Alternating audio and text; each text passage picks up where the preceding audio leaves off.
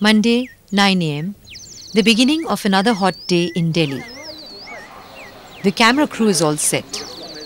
The last of our bags are being packed in.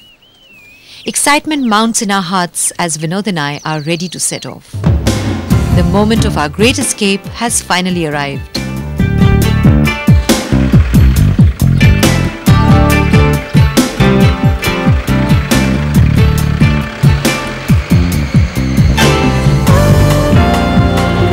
It has been our long-cherished desire to get away from it all. From the heat, the noise, the pollution, from deadlines, polite conversation and neurosis. The mountains have been beckoning us for a long time now. Generally, both Vinod and I just get up and go vagabonding on our own whenever we get a few days off. But today, we are both feeling privileged to be sharing our travel and experiences with you all. We are basically headed towards the foothills of the Himalayas, to the Kumaoun region of northern Uttar Pradesh, where the most famous hill station is, of course, Nainital. But we actually plan to skip Nainital proper and explore the areas around it. Check out the lesser-known towns and hamlets of that area and generally wend our way towards the Garhwal Hills, which lie to the west of Kumaoun. You see, we always travel without making rigid schedules about destinations and stopovers. As the Sufi saying goes, the path is your master, the master of your destiny. Listen to it, for it whispers the truth. So we too shall submit to the destiny of the path and see where it takes us. For example, as we moved ahead from Muradabad, we were destined to see this extremely interesting village Haat, a kind of weekly bazaar, which was mainly a goat market. Another day and we would have missed it. थोड़ा दिखाइए अपना बाजार हमको। हाँ उधर देख लो उधर। चलिए। हाँ उधर को चले जाओ भैया तुम बकरा बकरी खरीदो तुम जाओ आओ जाओ आप आइए आप आइए।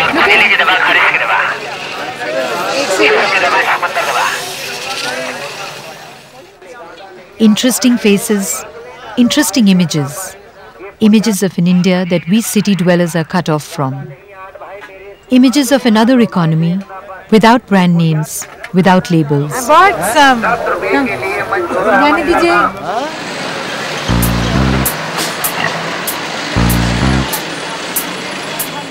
And then the roadside cattle markets, right along the highway.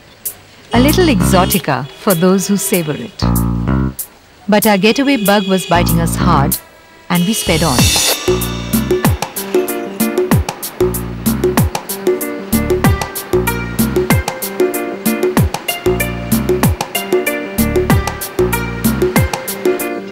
What always makes road journeys worthwhile in North India are the dhabas or the roadside eateries serving mainly Punjabi food.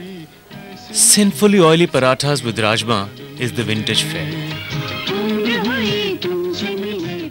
But I resent the loud hoardings and plastic chairs which have replaced the traditional ambience of rustic charpais or rope beds. It is 3:30 p.m. and we are on the move again, when suddenly we see an interesting old monument from the distance and decide that we just have to take a closer look. From outside, it looks like an old mosque or a masjid, but actually it turns out to be a maqbara or mazar. The local villagers simply call it Nawab Sahab ki Mazar and can shed no more light on its antecedents but for claiming that it has always been there.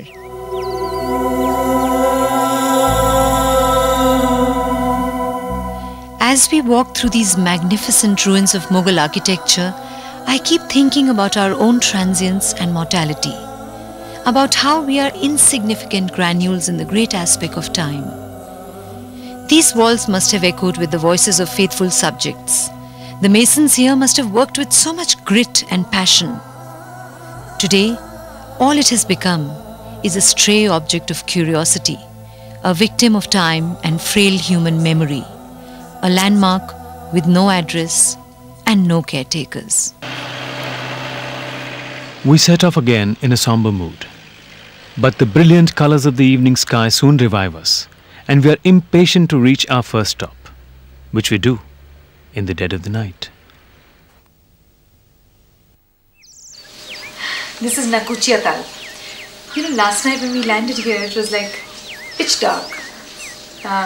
We moved in the cars, and then there were these two people who were walking around with candles, and we thought we'd landed in some godforsaken place.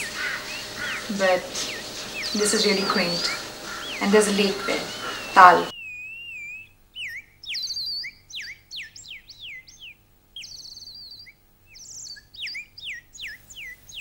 Actually, the entire area around Nainital is a cluster of gentle hills and picturesque lakes.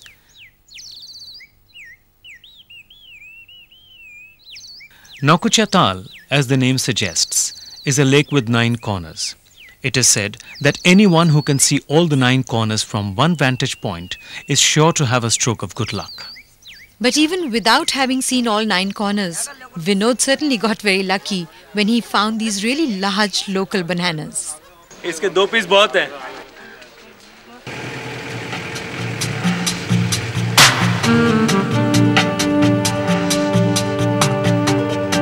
Greedily we drank in the beauty of the landscape around Nakuchiatal.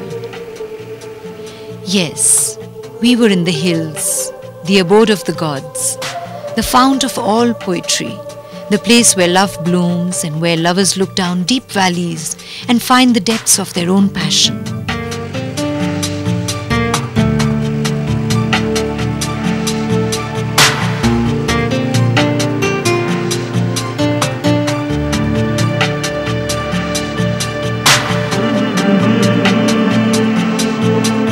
It is 11:30 am and we are heading towards Nainital. The clean, crisp mountain air gently caresses us. A new rhythm pulses in our veins. We are driving through clouds and fog. The dreamlike quality of mountains now envelops us.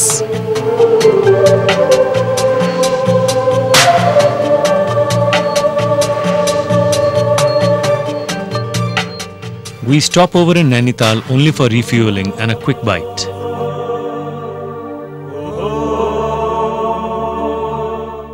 But even in that little time, the picturesque town of Nainital makes a deep impression on us. The beauty of the sailboats on the Naini lake and sweet little houses on its banks are just as beautiful in reality as they are in the postcards.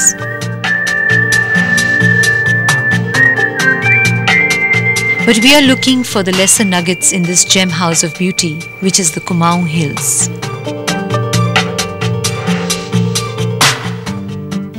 So we head towards Almora, which was once the capital of the Uttarakhand region. It was founded by the rulers of the Chand dynasty in the year 1560 and remained the political and commercial hub of Kumaoun and Garhwal for more than 400 years. Almora is one of the few hill stations which have not been created by the British. And yet today, Almora is the quintessential hill town.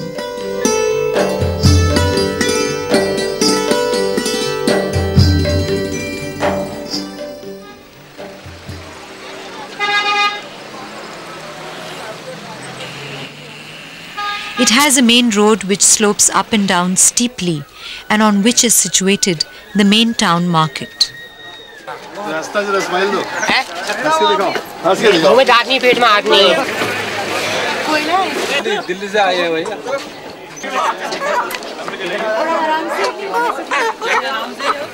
The market, like all markets, is crowded, noisy and a little dirty, but cut loose a little and breathtaking landscapes await your eye. Now there's something about beautiful landscapes that I must say. You know, we are all so cut off from nature that we have become merely its spectators. Our souls are so very fragmented and alienated that we watch the beautiful valleys and slopes as though we are looking at things we ourselves can never be.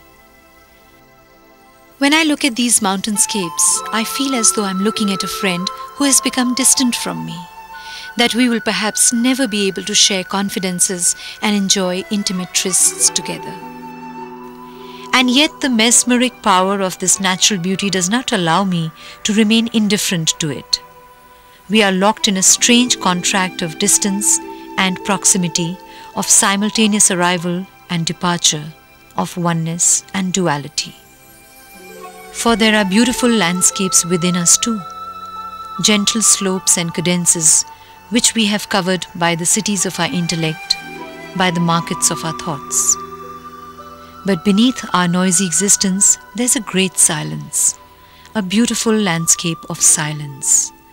These landscapes are perhaps God's reminder of what we ourselves could have been. It is no wonder then that persons of great spiritual attainment chose to live in these parts. One such person was Sister Nivedita, who lived in Almora for many years. In 1898, when Swami Vivekanand visited Almora, he was accompanied by his British disciple Margaret Elizabeth Noble, who had come to India at his behest. She remained here, dedicating her life to help educate and emancipate Indian women and to eradicate superstition. It was under this tree that 100 years ago, Swami Vivekanand christened Margaret Noble and gave her the name Sister Nivedita, after she had meditated here and experienced the presence of the divine. यहाँ तो उनको बड़े experience मिलते हैं, लोग जो आते हैं यहाँ बैठते हैं तो खुद कहते हैं यहाँ पर ध्यान लगाने को, जिनको पता नहीं भी है क्योंकि हमने ज़्यादा इसको हाईलाइट भी किया नहीं है बुक्स में जो है.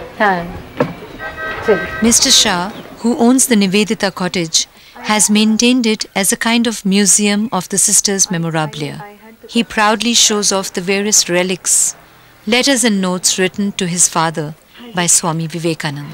ये कुछ लेटर्स हैं जो स्वामी विवेकानंद के द्वारा लिखी गई हैं. ये पहली लेटर है 6 जुलाई 1890 को, जो एकदम उनका नाम नरेंद्र था क्योंकि उनका नाम विवेकानंद बाद में रखा था. 1893 को शिकागो गए तब पढ़ा. This is his handwriting.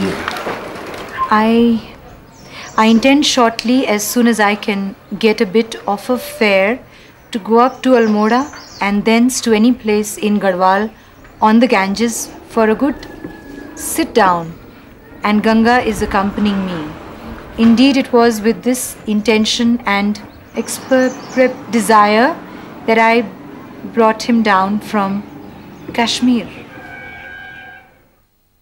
ये टेलीग्राम है जो स्वामी जी की जब महासमाधि लगी थी तब का. अच्छा, इसमें क्या लिखा? फर्स्ट प्रेसिडेंट जो उनके ब्रह्मानंद थे उन्होंने ये लिखा है. अच्छा, Swami Vivekananda ji entered महासमाधि on Friday night. और ये जो लेटर है इनको मैं लॉकर में रखता हूँ. अच्छा, क्योंकि किसी ने मेरे को एक ब्लैंक चेक दिया था कि आप हमें ये लेटर दे दीजिए और जितना आप एक्सेप्ट कर सकते हो. किसने दिया था? कि फॉर्मर चेयरमैन पीआरएस कंपनी के पीसी से. हाँ, तो आपने नहीं दिया ना आप, तो ये तो आपकी मतलब ट्रेजर है ये, है ना? After Nivedita House, a little later in the afternoon, we venture out of Almora town. Just an impulsive little outing along the Almora-Binsar highway. The air was rich with the smell of pine. Time had slowed down. The knots within us were easing up. Our impulse was soon rewarded. First, the delicious chana at the ruggedly named village Kafar Khan. Kafar means gateway and Khan means mountain. So here was the gateway to the mountains. And there further ahead, the landscape became so pretty, we thought we must remove the cover of the jeep to soak it all in.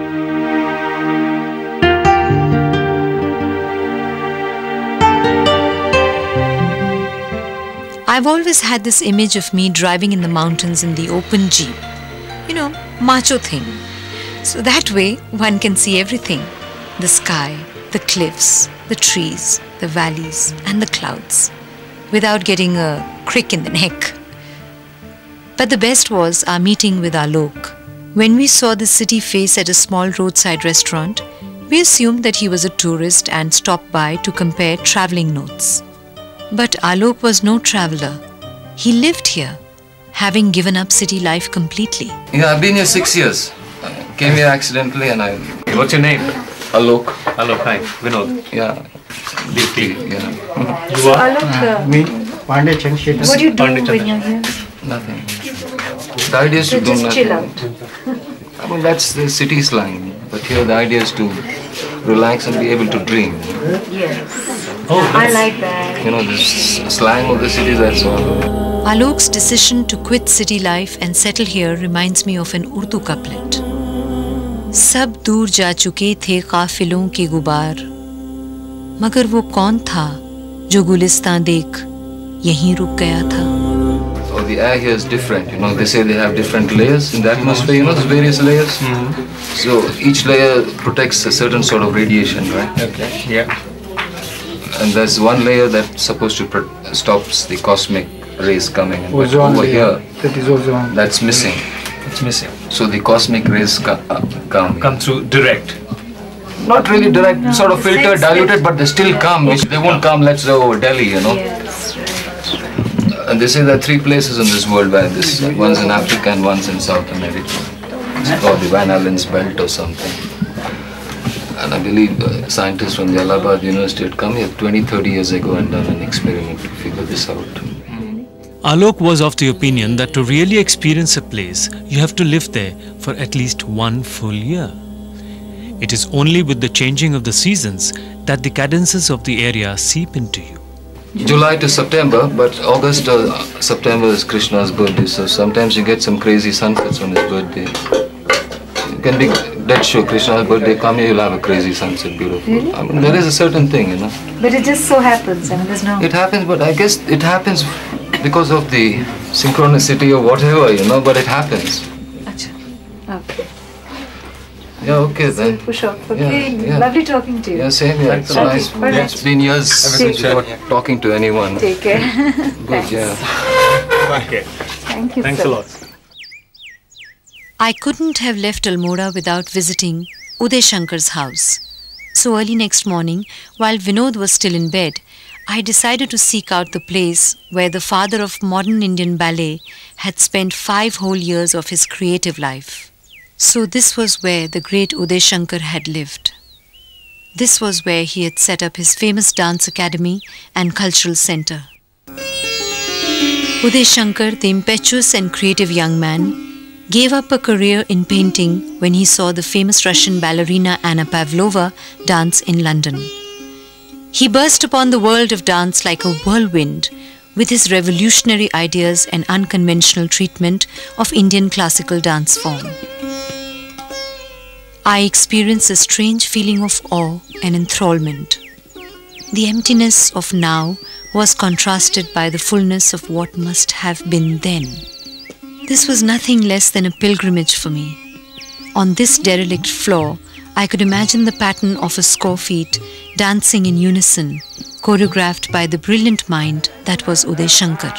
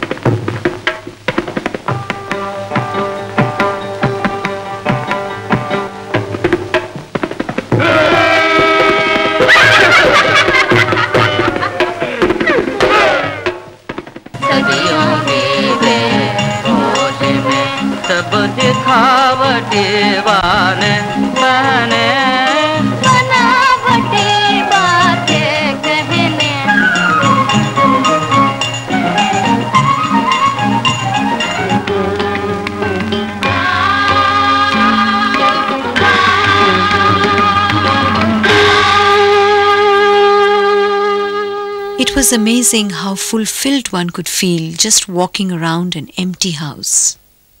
After all, as Rilke says, "Where can you go, little woman? All paths of the world are but chambers of the mind." But I also felt a little sad that the house which should have been a memorial to the great master was just an anonymous little cottage now. It was my privilege to be able to share the view that might have once inspired Uday Shankar. After all, was it not also Almora's magic that may have permeated into his creation? It is 9 a.m. and we are all set to leave Almora town. We are now traveling on the highway to Pithoragarh. We are told that this 30-kilometer journey is breathtakingly beautiful. And en route, we might also stop over at Jageshwar, the place where more than 100 Shiva temples are built in a cluster, dating back to the 13th century. There are so many more new things to see, so many new places to discover. The foothills of the Himalayas are such a wonderful treasure house. Both of us are feeling elated. So let us bid adieu till next week with another beautiful couplet. Chale chalo ahista kadam, zara fursat se. इस जहां के नज़ारों के लिए ज़रा रुकना ज़रूरी है.